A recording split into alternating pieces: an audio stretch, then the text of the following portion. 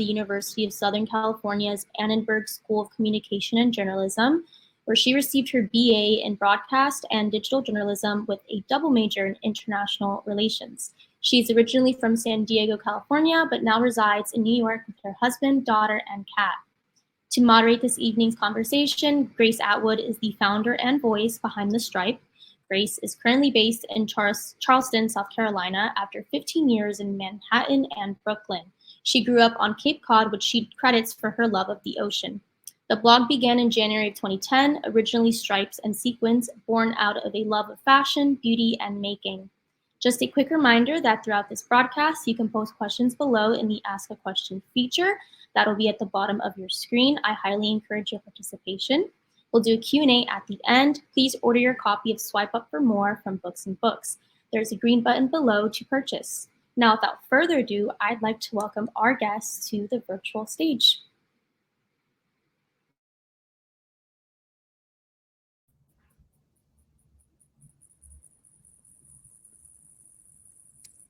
Hi, everyone. Hi. Hi. Steph, I'm so excited to chat with you. Thank you so much for doing this. Oh no, it's my pleasure. I gotta ask you first of all, what started this all? What got you so interested in influencers? So my influencer journey began because I was a college student and a recent graduate college student who just needed to know how to live, if that makes sense. Like, I graduated from college, I got an apartment, and I needed to know how to dress myself at my first job. I need to know how to, I don't know, live my life. And I just decided to Google things like, how do I make dinner for myself? How do I dress myself for work? Yeah, the audio is a little off. Yeah. That's what I sound good. Okay, do you think that you can exit out and exit back on? Because usually this happens when we go live. Sometimes the audio gets a little choppy. Yes, you want us to exit? I'm hearing it from Stephanie's audio, not so much yours. So Stephanie, if you could exit back on and exit on. I'm sorry, everyone. We will be back in 2 seconds. Just solving this audio issue.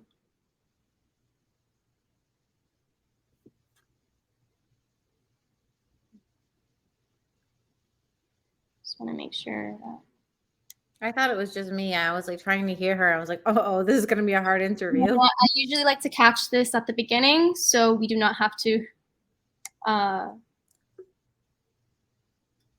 through choppy audio, but this should only take a second. Thank you, everyone, for your patience.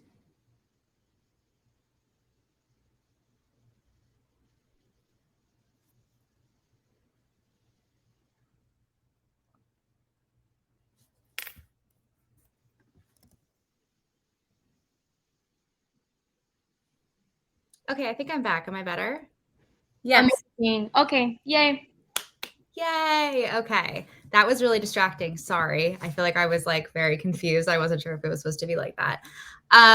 Yeah, so let me tell my story again. I graduated from college and I didn't really know how to live. And so I started Googling recipes and outfits for work. And the first blogs I ever stumbled upon, which, Grace, I don't know if you know a lot about these blogs, were healthy living bloggers. Oh, I didn't really read those. I was similar to you. I was really dedicated to a blog called The Budget Babe. It was like a fashion website. So I feel like we all have our first blogs we followed. Which healthy living bloggers did you follow? We all have our first. So the very first, I've actually said this on Instagram before, But the very first blogger that I ever followed was a girl named Brittany who does eating bird food. Is that right? Oh, I've met her once. She is so lovely and nice. I met her randomly in Charlottesville. Yeah, she was like my, I don't know, like admission into the world. Okay. I don't know why, because it's funny, because then I didn't follow her for years. And then a couple of years ago, I decided to follow her again, and her content is amazing. And we actually ended up having babies like around the same time, which is weird. Anyway, but so, you know, you remember back in the day with blogs, it was like you read one blog and then on the side, it would be all of these different blogs that you could click on. It was like kind of like an addiction. Like you click the blog roll. Yeah. And I got into Google Reader and all this stuff. And I just became like very fascinated by everyone's life in the blogosphere. And I don't know like what it was. I kind of tried to deconstruct that a little bit in the book, but I feel like I was interested in the content for sure. But I think I'm almost more interested in their lives. And I say in the book that I think it's because I'm nosy. Like I liked I like the amount of access they were giving to me. Yeah. And I had this job where I was working overnights at a news station where just like updating the homepage in the middle of the night. And I just spent all this time with my bloggers. Like, so like all I had was my bloggers. They were like your fake friends. They were my fake friends. Exactly. Yeah. But they really did, you know, when I was trying to like learn how to live, I really enjoyed and appreciated their advice. And it's something that's really stuck with me. I feel like for big things, for small things. And I don't know. I remember going onto Pinterest in like 2013, and I would have something like, I don't know, what's a 2013 clothing item? Like fuzzy vest. And I would type in like fuzzy vest outfits, and it would be like all these bloggers. And I would literally like go into my closet and be like, okay, I have these jeans. I can do this, probably skinny jeans, you know. Jeans probably. Yeah, exactly. And I really just became addicted. And then I started working at BuzzFeed News, where we were really encouraged to experiment. Mm-hmm. And I was running the trending news team. So I was kind of internet adjacent already. And I kind of had this light bulb moment when I was actually on a bachelorette party. I don't know if any of the people who are on this bachelorette party are here, but it was Allison's bachelorette, if you're here, Allison. And we were on the plane, actually, funnily enough, going to Charleston. And one of the girls in the group kind of whipped around in her seat and was like, guys, Something Navy just had her baby, and it was her second baby, Esme. And everyone in the group knew who she was. And I kind of had this realization, because I had been kind of experimenting with covering like on-time content creators and YouTubers. Yeah. And I was like, wait, yeah, like everyone that I know knows Something Navy. Everyone that I know like knows Grace Atwood, like thinks about them, talks about them, gossips about them, texts about them. But like, we're not covering them in the news industry basically at all. Again, people were covering YouTubers at the time, but not, you know, influencers or bloggers. And so I just kind of decided to see if people were interested and start trying to write about them. And it worked. And then, you know, I think over time, I kind of had this thought that, you know, yeah, no one is really writing about this. Like, what if I could be the person to write like the definitive maybe book on this period in time? Because the thing about this industry is it changes so quickly, but at least I can capture this like decade in the influencer industry and what it was like and how it grew. And so that's why I wanted to do it. And yeah, I mean, it's crazy. The industry's already changed so much since I started writing the book in 2019. Yeah. I was thinking about that as I was reading it, because I read it. I think you sent me a copy of it, like maybe this past summer. And I was like, I just worry that so much is going to change by the time this comes out. And I think it all still feels like perfectly relevant. How did you decide on the format and also which influencers you would profile? So at the time, so I was just talking to my editor, Mary Sun, who is an amazing editor at Portfolio. And at the time, I hadn't read a lot of nonfiction myself. And so that was kind of my first assignment, was like, I need to read a lot of narrative nonfiction. Yeah. But one book that I had recently read was Three Women by Lisa Taddeo, which was a great book at the time. It was just like the book. Yes. And I was talking to Mary about, you know, if we're going to do this, how do we do it? And it felt very scatterbrained and kind of messy to try and say, okay, we're going to cover the influencer industry. Let's interview 100 influencers, you know? Yeah. And I kind of feel in general that you can get a way better picture of what the author or the writer is trying to say and what it is actually like to be in a situation by really diving deep with a few people or one person, rather than, you know, trying to do this disparate thing where you're interviewing a bunch of people. And that's kind of how I feel just in journalism in general. So we were discussing this, and she was really, you know, I think you should only do a few people. Don't worry about, you know, you're not hitting this, you're not hitting that. Like, focus on the people that you have. And because of Three Women, I was like, oh, so I should do like 3 influencers. Yeah. And I guess that kind of stuck. I don't know.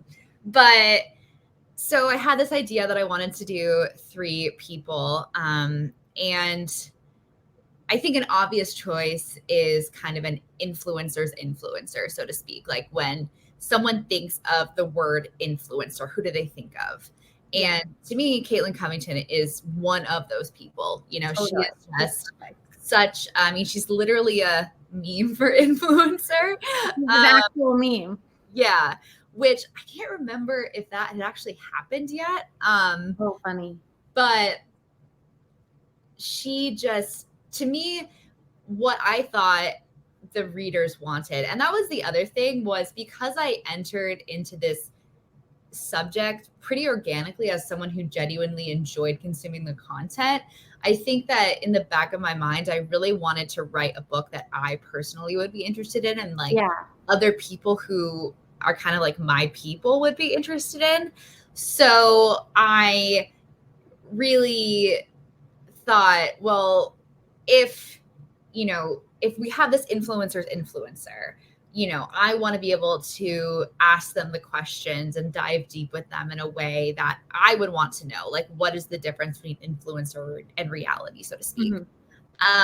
So that's how I landed on Caitlin, and I was obviously really glad that she said yes. And then kind of in like the complete opposite direction, I think that one thing that people really don't think about a lot is influencers aren't just influencers, which kind of sounds silly, but it's almost like everyone's an influencer. And I think one of the most interesting parts of the industry is this kind of niche content creation that's happening, where you can basically enter into any subject or industry and use an influencer platform to make a business for yourself, whether that's real estate or, you know, knitting, like literally knitting. You could be a knitting influencer and make like a lot of money and have a great career. And just like this commodification of hobbies and how it's opened up so many doors for so many people, I found really fascinating. And I think that's not really what people think about a lot. So I kind of was selfish in this regard, because a hobby I have and a niche that I'm interested in is running. And so I've always, after I started following the HLBs, Healthy Living bloggers, I started following running bloggers, and I've followed some running bloggers for like 15 years at this point. And so Myrna Valerio was someone who I followed because I had read an article about her in Runner's World in 2018, I believe. And she is someone who, you know, first was just writing posts on Facebook about running, and then started a blog, and then has essentially been able to completely change her entire life because she's been able to get money and build a career from influencing. And I thought that was just so fascinating. And she has just like such an amazing and cool story. And then, to be honest, like, I didn't feel like I could write a book about influencers without writing about a Mormon mommy blogger. And I'm so glad you did, because she's the one that I was most fascinated in your book. Yeah, I've heard that from a couple of people. And I knew that's what people were going to, when they got the book, they were going to be like, okay, where's the Mormon mommy bloggers? Like, you know, I just knew that's what people were going to want. Yeah. So, you know, because I had, you know, these two people who I feel like, you know, have this very like polished online persona, I also really, really wanted to engage with the snark community and, you know, GOMI and all of that kind of stuff, just because it is such a huge part of this industry. And I don't know, you can tell me what you think, but I honestly believe like GOMI was the seed that's led to like the way that the internet is now, where it's not just influencers who get like frankly bullied on the internet every single day, but it's like everyone, celebrities, like just this idea that we have like carte blanche to say whatever we want about people online. I do kind of think it played a part in that, like that and Kiwi Farms and that one in the UK that I can't remember off the top of my head. One of them got shut down. Was it Kiwi Farms? Yeah, I think it was Kiwi Farms. Yeah, it's interesting because the more I think about it, I think you're totally right. It is so interesting how people think they can just be behind a computer and say whatever they want, whether it's true or not. So I think you're probably right about that. I think it played a part. And so I wanted to engage with it organically and just like really kind of dive deep into it. And so I thought of Shannon Bird, who kind of checked those boxes. You know, she has had a very, I would say, up and down career on the internet. You know, she has her people either like really like her or they really dislike her.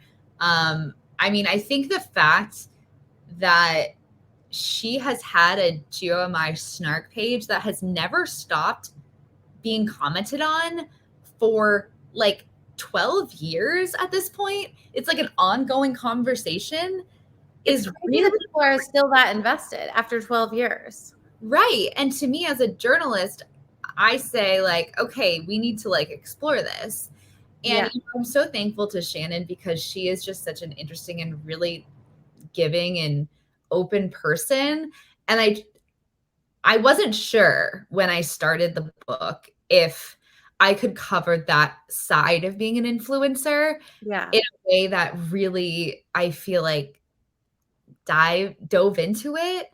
And the only reason that I was she was so willing to talk about it and talk about it with me. She was so honest with you. I feel like she really just opened up, like it made me see her in a totally different light. I mean, yeah, me too. You know, and I think it just made me think a lot. Like I remember on my way back from Salt Lake, I was thinking so much about, you know, the influencer versus reality thing. It's not just about like, you know, do you really look like that on the internet? But it's like, are you playing a character? Are you like, you know, making yourself seem a certain way? I don't know. I was really, really glad that she was willing to talk to me. And then, you know, I could finally write the pages on Mormon mommy blogging that I have wanted to for a really long time as well. So that was the thought process there. What would you say that your biggest surprise was just in everything? Well, first, I want to back up. First of all, how long did you spend researching this and speaking to these women? So I started the book process in 2019.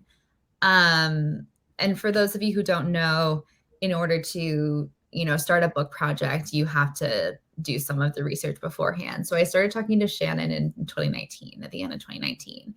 And then halfway through 2020, you know, COVID happened and kind of put it on the back burner for a while. And then, you know, kind of started, you know, then I had a lot of time. So I started really seriously thinking about it, connected with my amazing agent, Leela, and she really started working with me on, figuring out who the other people could be. And then started talking to both Caitlin and Myrna in the fall of 2020.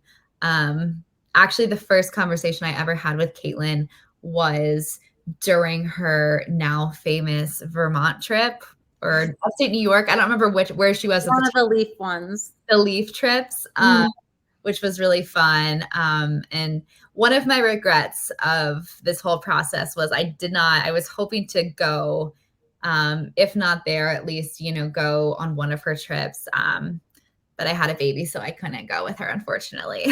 So next time, next book. But yeah, so it was about 2.5 years, 3 years. And, it was I'm really, really grateful to them because I wouldn't say it was arduous in the sense that it was, I felt like I never stopped. Like we were checking in pretty frequently. And, that's a lot. It's a lot for me. It's a lot for, the people their agents and managers who are doing all of the scheduling. And it's not, it was more of almost like regular check-ins where we would just have a conversation. And then, I would be there like 2 months later, like, hey, can we have another check-in? Which, is not like the usual obligation you have to a journalist, usually you're kind of done. So I was really, really grateful. But and then I did spend some time with them as well. So yeah, it was a really long time. I think I said in the book that I started to worry that TikTok was going to make my whole book obsolete, but then I kind of realized that it totally didn't, which was like a cool observation. Yeah. Because I think that the thing that I learned the most was it's not really about the platforms, in my opinion. I kind of feel like it's more about the people. And I think that's something that the media in general kind of gets wrong, I guess, where they for a long time, it was very much like YouTubers and like bloggers and influencers and Instagram and all of that kind of stuff. And what I'm seeing the new generation do is they're very platform agnostic, where they might make their name on TikTok, but then they'll start a podcast and they'll have an Instagram and they'll do a YouTube and they'll do a Substack.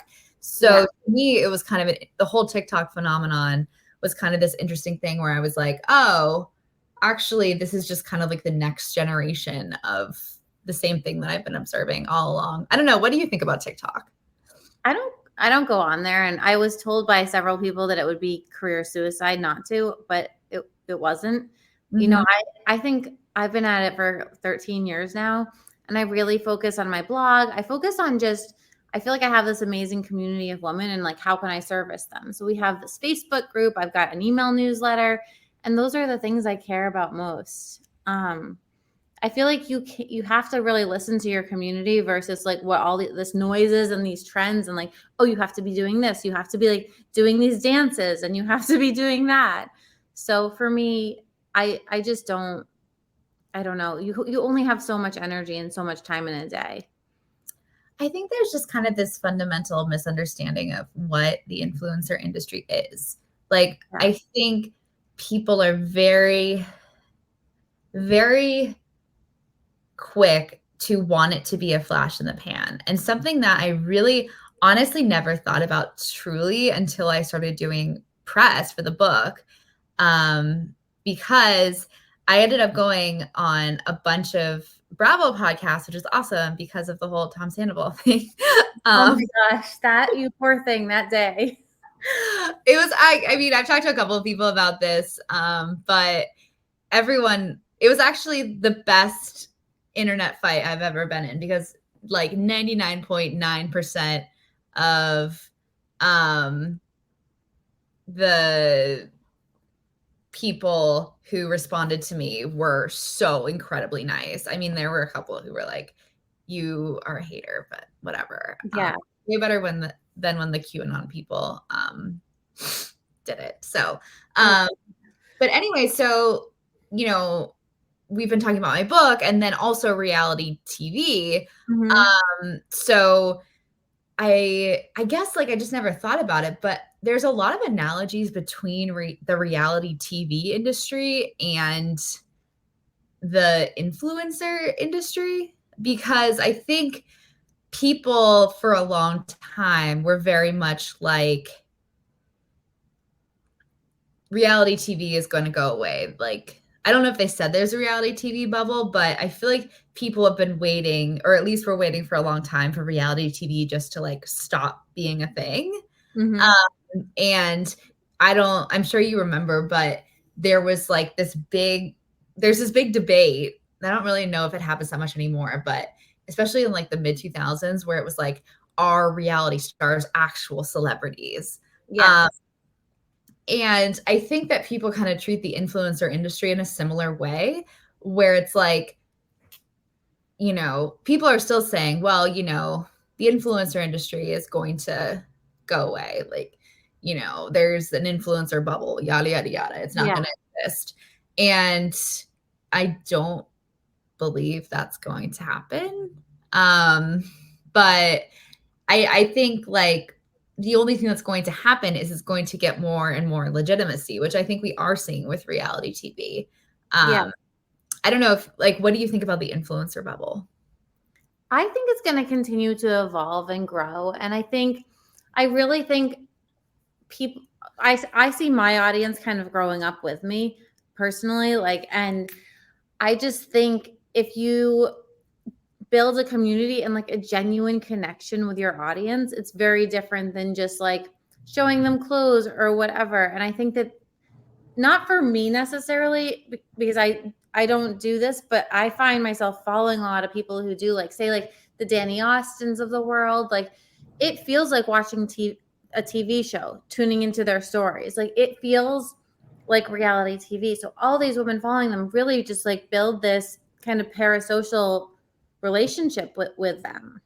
And I think, and I get that too. I'll write a lot of personal essays on my blog or in my email newsletter. And I find that it really feels like I know a lot of these women commenting and, you know, emailing me or whatever we have. I don't think it's going anywhere, but I do think it will continue to evolve. And you have to be smart and you have to treat it like a business and like a job. And I think you have a lot of younger people coming in who don't always do that. And that can be harder to sustain. I think about like that woman Lee from America and all the stuff that she said, like about everything that was wrong with influencing. And I wanted to be like, you didn't have to make it this way. It didn't have to be so all-consuming and so terrible. And I don't think she had a job before she did the influencer thing. And I think because of that, she really burnt out very quickly. I know, and now she's almost like an influencer for not influencing, because now she's writing a book about not being an influencer. It's very I saw the book deal. I was intrigued by that. Yeah. Well, I think that honestly, she kind of hit on something, because this is what people have wanted to hear, right? Like, this is what people have wanted to hear all along is, oh, influencers actually hate their lives. Yeah. They, you know, the influencer industry is all smoke and mirrors. It sucks. Everyone hates it, yada, yada, yada. So I kind of get why people are responding to that, especially, it's juicy. The media at large. But I think, I don't know, what do you think are some of the biggest misconceptions about being an influencer? I think, I mean, one of them is like that it's not a real job and that influencers don't work. I mean, for me, I'm at my desk like probably 8 hours a day, just like I was in a regular job. Like, you are dealing with managers and contracts and negotiations and dealing with back end stuff in WordPress and accounting. And like, I could go on and on about all of the boring stuff that you have to do. The other thing I would say is that there's definitely a misconception is that stories is an influencer's whole life. I mean, people, if you add up the amount of, I don't know what would the average length of a story be for a day, like 15 to 20 minutes, but people will be like, oh, you know, that person I see all the time, not about me, but about other influencers. Like, she has no friends. She has no hobbies.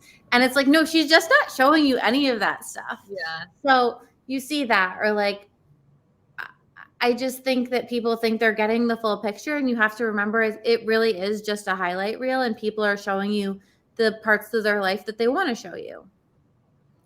I think that genuinely people think that what you guys do is the same as me when I was in Nashville last weekend with my family, posting Instagrams of like my food and pictures of us at Centennial Park. Like I think that they think that's the amount of effort that goes into it. And it can be like that. Like when I go on vacation and I share my trip, it takes me all of 20 minutes to go on and post some photos and talk about it. I'm not looking at my DMs. My computer is closed. I am not working.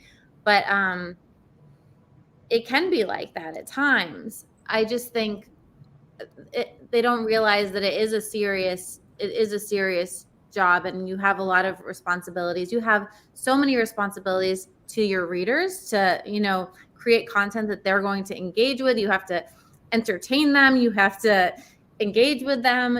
You also have all of these responsibilities to the brands that you work with. So it's kind of just a never-ending tightrope of pleasing everyone. Yeah, I think that is kind of, I actually use that same analogy in the book, which is, it seems to me really, really challenging to maintain this authenticity where people are so invested in your life and other influencers' lives. And they really have this, feeling like they know you. I don't really understand why that feeling is so like hot almost, that they can just, they get so angry so quickly, so quickly. And I think that can have a lot to do with what's going on in the world. Like, I think there was a lot more anger during the pandemic when people were like locked in their living rooms. I mean, I know my story views were at an all-time high during the pandemic because nobody had anything else to do.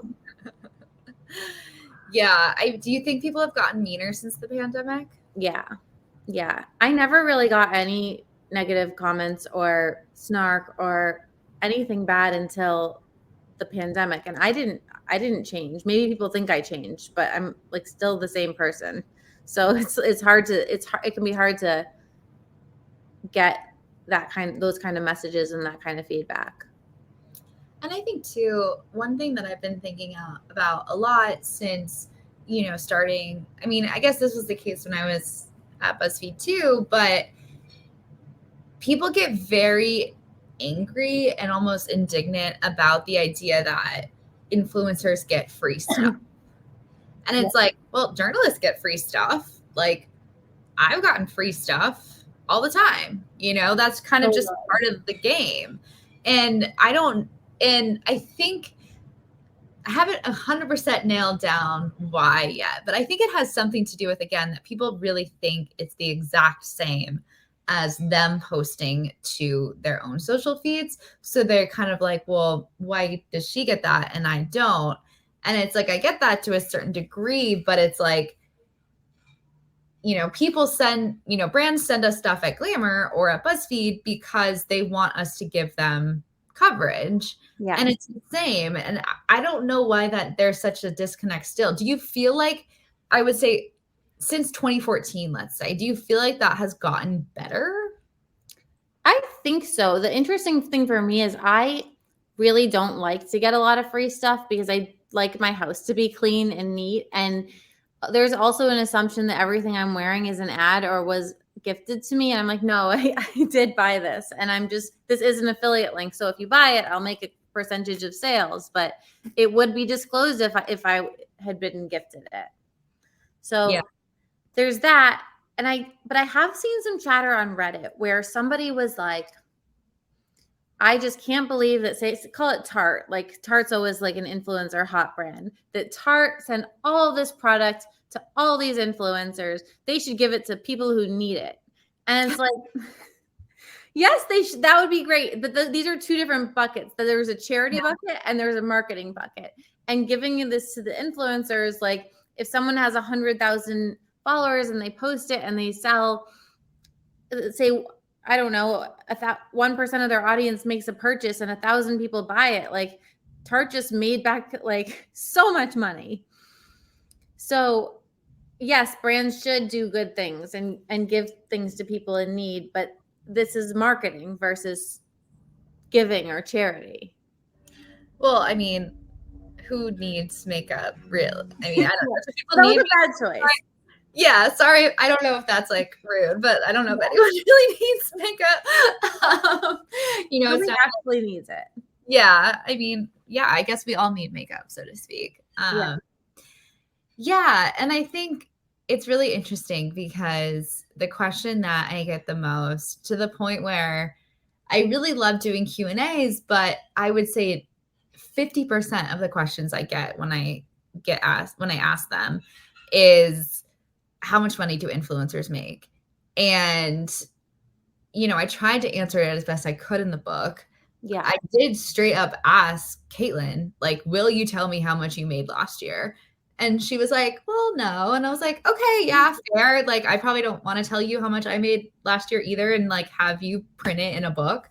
But it's gotten to the point where it's just like people, even in like some of these radio and TV interviews and stuff that I've been doing, people are like, well, how much do they make a year? And it's just interesting because, one, I kind of felt a little uncomfortable asking that straight up. You know, I'm a reporter, but I don't necessarily think that, I don't know, it feels kind of rude.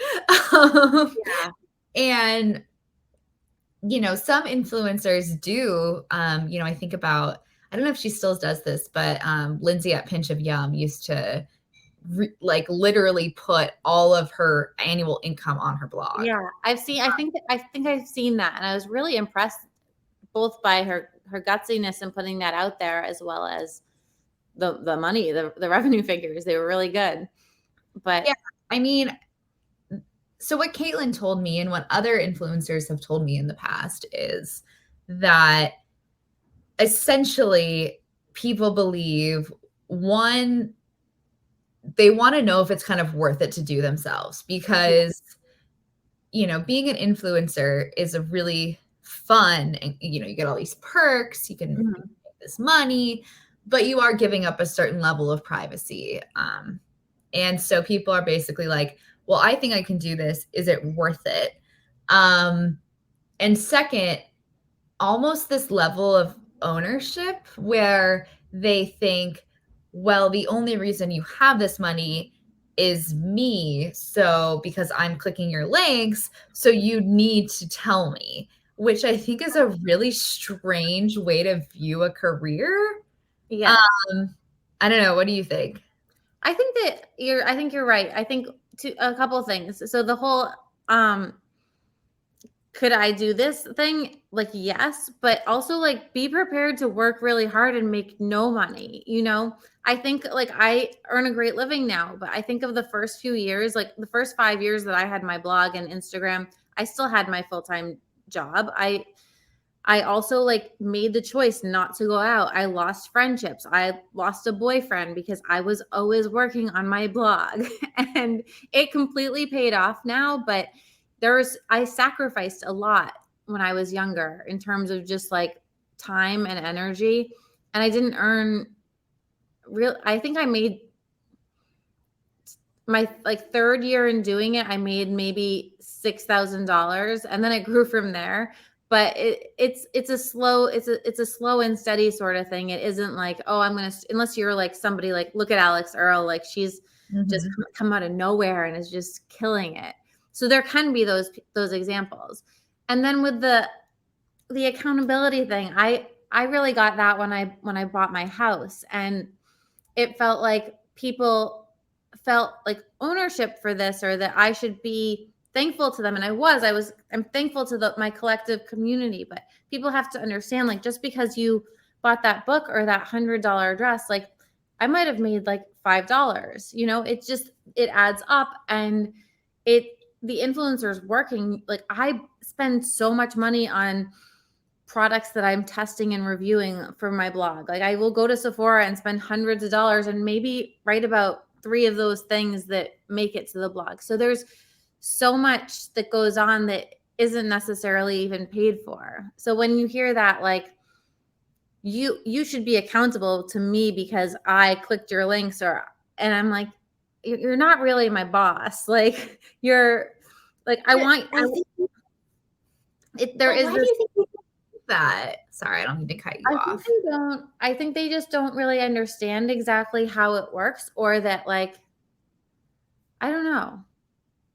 I think it's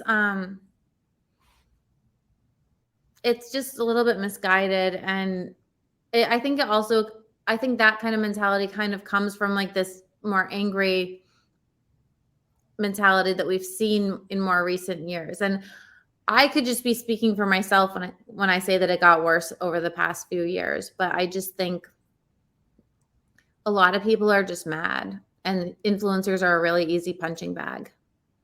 No, I've heard that from so many influencers, especially when we were kind of in the thick of it. Yeah. In like, I would say 2020, 2021, just like casually in interviews or in DMs or whatever, people would tell me, my mental health is really bad because I just get attacked no matter what I do. Yeah. And I think like it's not great, because one thing that I think, you can tell me what you think about this, but I think that influencing as a career has impacted like every other public facing career, to now everyone uses like an influencer toolkit. And it's getting to the point where to have a public facing career, you do need to be an influencer in some sort of sense. Speaking for myself, as a journalist, you really do. I mean, certainly to sell a book, you need to have some sort of platform, yes, for the most part. Yes. And, they really encourage that, obviously for good reason. But, many journalists have talked about how, it's really hard and it's really exhausting, because it used to be that you would write an article and I don't know, maybe you'd get like a letter to the editor or, a letter in the mail. But now it's like, if you write something, people have such easy access to me. And, Tom Sandoval obviously had easy access to me. But like I said, that wasn't that bad. But, it's kind of scary how people just feel like they can say whatever they want to you all the time. I think DMs really kind of changed things a lot. And I think for better and for worse, like I get such instant feedback. Like I'll partner with a brand and people will send me like the nicest notes, like, oh my gosh, like, thank you for talking about that brand. I bought the product. I loved it. And that gives me a tool to send to the brand and say, look at this. But then there's the other side of it where someone can just be like, hey, I used to really like following you, but you just seem so out of touch and like a complete snob. Or someone else says like, hey, lay off the Botox, or like, why is your forehead so big? Like I get just crazy stuff all day. Yeah. I mean, I wrote about QAnon in 2020, and the comments I got, I cannot repeat them here, but I remember when you wrote about them. I followed you for a long time. Yeah. But I mean, I tell them at parties because they're literally the most insane thing I've ever heard in my entire life. Like, I can't believe the things that people said to me. It was actually insane. Yeah, it's crazy. What do you, I don't know. Do you have any more questions for me, or do you want to open it up to the room? Well, it looks like we have 3 reader questions. I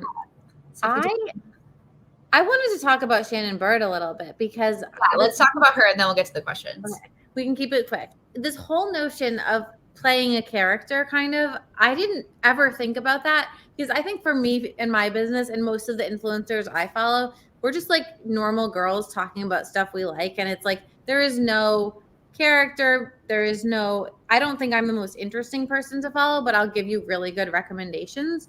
Whereas like, again, I don't mean to keep using her as an example, but a Danny or a Shannon Bird, like they are not only, they're less, I guess they still have product recommendations, but I follow them for like entertainment. Yeah.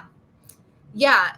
So what I think from talking to Shannon and Dallin is that I don't think she was playing a character at first. Okay. I think that she was really posting in real time. And, she's a very kind of bubbly, zany person. Like, I say a lot in the book that I'm surprised how normal she was. And that's 100% true. But she's also, she's like a cheerleader. She's just very like, hi, Yeah. and then we're doing this, and then we're doing this. And, she's just kind of like, she's kind of funny. Yeah. And so I think she was posting this stuff, and I think she was getting a good response to it. But she was also, and I talk about this in the book, I think that part of her kind of realized, like, she couldn't necessarily be, one of, I compared her to Rachel Parcell, who, is a great influencer. I love to follow her. Her kids always look perfect. Her photos are always perfect. Not 100% of the time, but especially back then. Yes. And, Shannon she was kind of drowning. She couldn't do that. She had so many kids in such a short period of time. And so she was showing her real life, and she was just kind of being like, LOL, isn't this funny? But, maybe it wasn't so funny. And then I think over time, she, number one, realized that's kind of what her audience enjoyed about her. So she started downplaying the normal stuff and upplaying is not a word, but, playing up the zany stuff. And then I think once she really started getting, she's gotten these like snarker comments or GOMI comments for a really long time. But I think once she started getting, very sustained hate on the internet, it's almost like contrarian. Like, you think I'm crazy, I'm going to be even more crazy. That's kind of the impression that I got. Okay. And, she also feels like she's been cast in this role of an other her whole life. She talked about how, she moved to Utah from a different state. She wasn't really like in with like the Utah norm. She didn't really get it at first. And so her kind of response was just to be like very much herself. And I think that's the exact same thing she's done on the internet. And I think there's something really beautiful about that. Someone who, people are trying to make her conform to this ideal, and she's kind of refusing to. But it's also like people don't want her to do that because they love her. And if she just became like every other influencer, they would stop following her.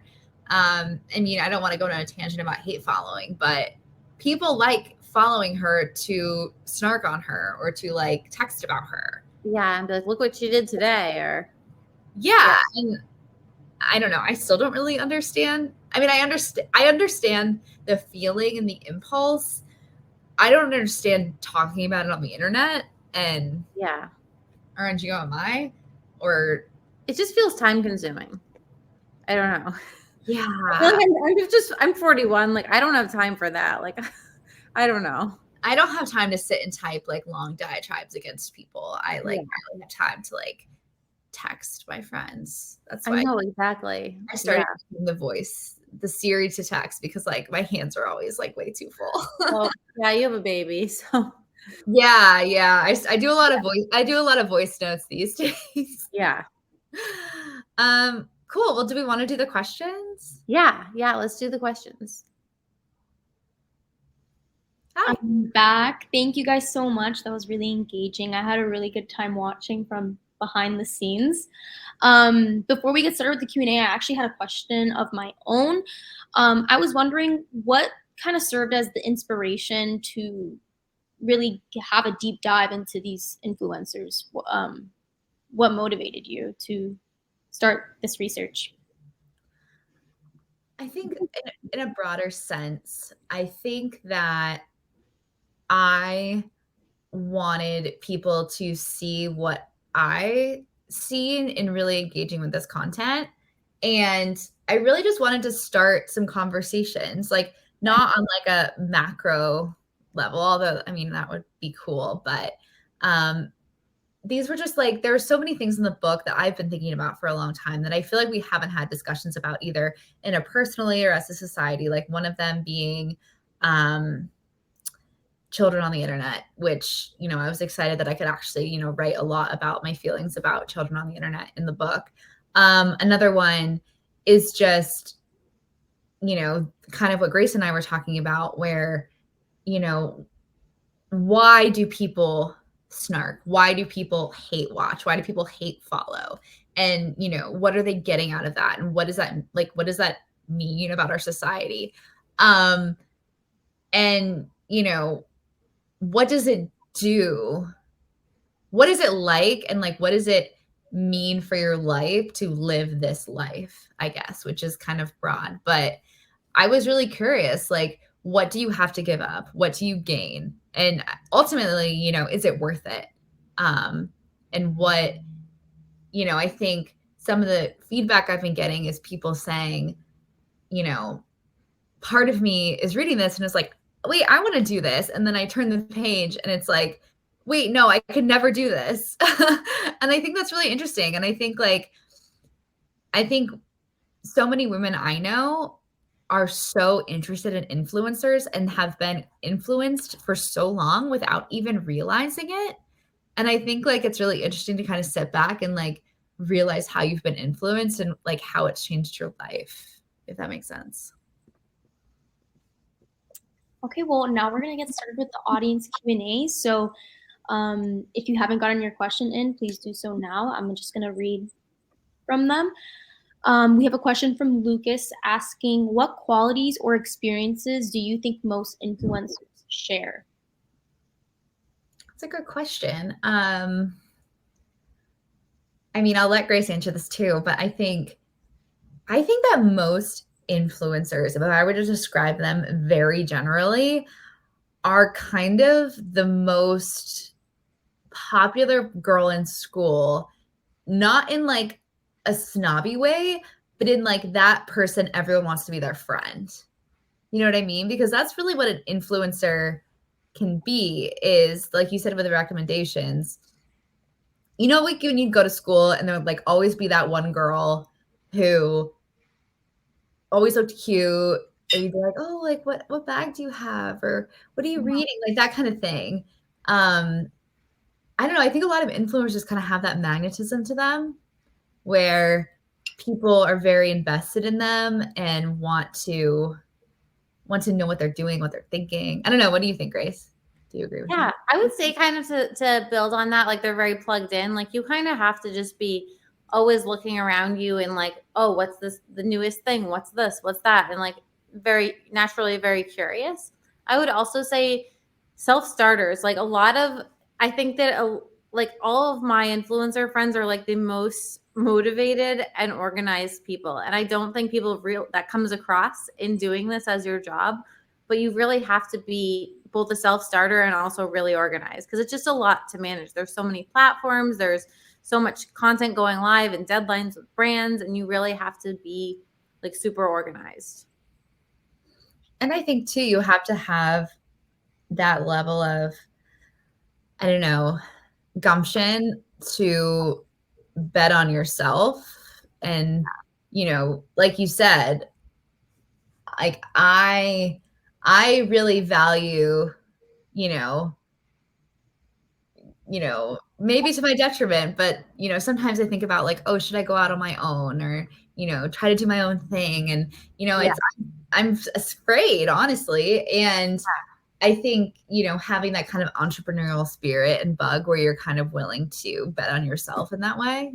I don't know. Yeah, I didn't have that. It took me 5 years to leave my job. I was like so set on doing both, and then I realized I couldn't. But it's very scary, like leaving your job to go full time on something and like take that bet on yourself. Yeah. We have another question. I know you kind of mentioned this before, but we have another question asking, what do you want readers to take away from this book?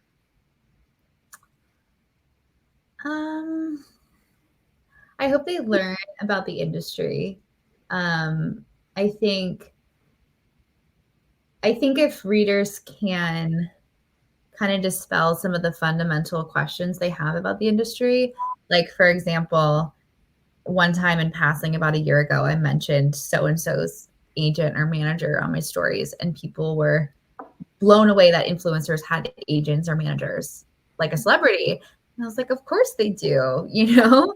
And I think that maybe some of the, you know, knee-jerk ways that influencers are discussed in the media is really just a ignorance on how the industry works and what it actually is. Mhm. And so I really did want to kind of answer a lot of those questions so that people could start engaging with it in a more fruitful way. And then second, you know, just from a micro cultural perspective, I think it's really interesting to examine how much of your life has been impacted by people you follow on the internet.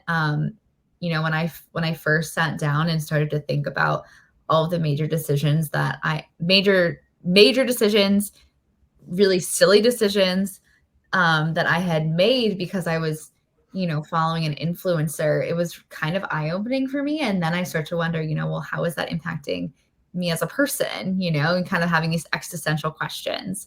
And, you know, I think it's I hope that they do grapple with kind of these, you know, bigger societal questions of, you know, how has this made us more open as a society? How has it made us more mean? How, like, what is this, like, why do we feel like we can say anything to these people on the internet? That kind of stuff. I don't know.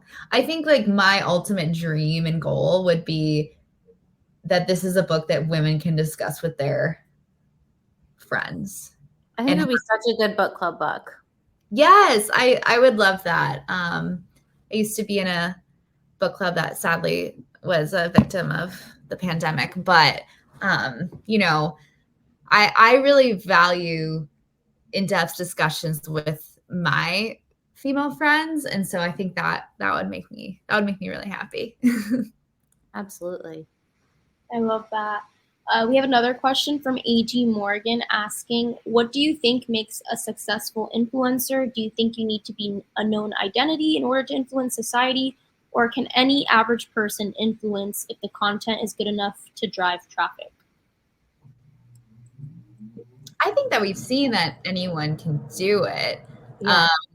I think that people definitely get, like you say, Alex Earle, you know, she really kind of exploded out of nowhere. And I don't think that you could have studied that and recreate it. You know, I think that's very organic.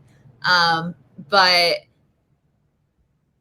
I think that one thing that's really interesting about influencing, which is why I wanted to highlight Myrna, is like, it really is something that you can find your niche in and build a fruitful career. And I think that that's really democratizing in a way, because it's giving a lot of power to people who, you know, might not have been able to start their own businesses otherwise, or might not have been able to work for themselves otherwise. Or, you know, Myrna and I talked a lot about how, you know, she doesn't come from generational wealth, and, you know, she has now been able to buy herself property and really, you know, not only turn her hobby into something that she, you know, can do day to day, but, you know, she was someone who was hustling her whole entire life to the point where it caused her health issues. And now, you know, she's really has so much freedom. She can live in a place that she absolutely loves. You know, her son and her, you know, have this like great life, and they've really been, you know, and it's all because of her. And like, you know, it's based on her personality. It's in her passion. And I think that's really cool. That she, you know, I don't know, what other time in society have you really been able to do that? I don't know. I also, to that point, I think about Tybal a lot and her content. And she is just this random woman in Texas. I mean, I know her, so she's not random to me. But she, you know, she doesn't show her face or ever talk to the camera, but her voice comes through so clearly in her captions and everything she writes. And she's so witty and clever that she's built this huge following just from literally showing things that she's bought and liked. I know. And that she is such a great case study on this kind of stuff where it's like, she literally doesn't have to show her face. I know. I think it's the influencer dream. I'm always like, why didn't I do that? But you can't really put the genie back into the bottle. Yeah, you can't. Yeah. Yourself. I told her if she ever wants to reveal herself, she better let me do it. Yeah. She said that she would think about it. So I love that. I couldn't agree more. I feel like with social media now, it's sort of a blessing. I feel like anybody can be an influencer with the algorithm, with engagement. You don't need connections or networking like I feel like one might have needed before. So it's very fascinating to me. Yeah. We have another question from Samantha asking, what was the most surprising thing you discovered about the industry that you discovered through writing the book?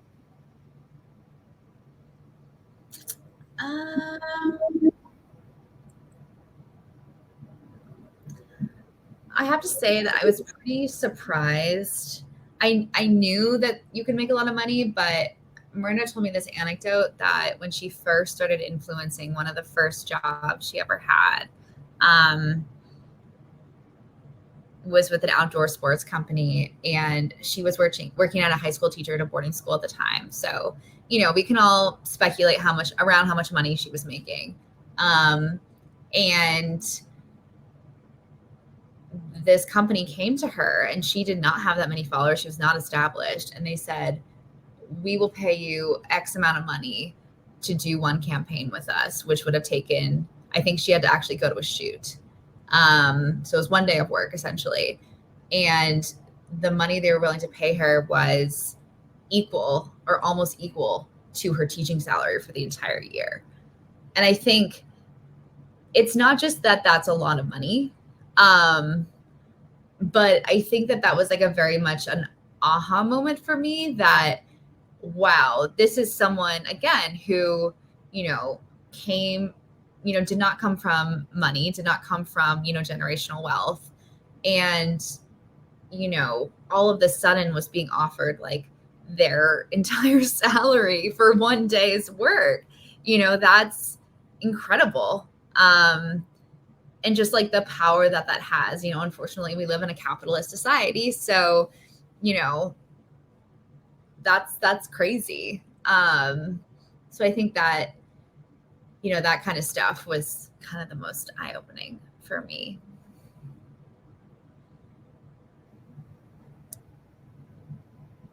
We have another question, but I think I'm going to modify it a little bit. The idea of scandals and influencers facing scandals, how do you think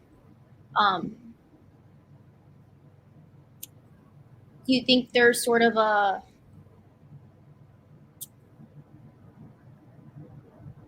I'm sorry. I don't want to ask any uncomfortable questions, so I'm trying my best to kind of twist it back. I don't care. Okay.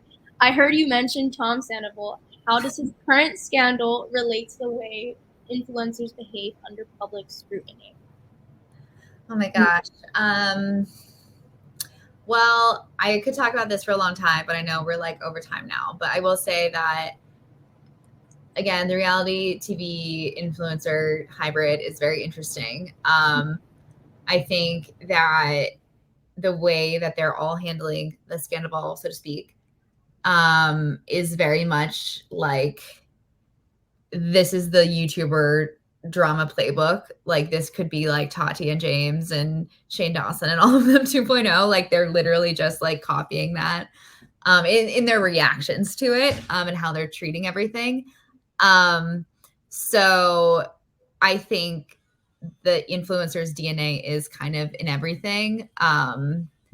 And yeah, I do think he's acting like an aggrieved YouTuber, in my opinion.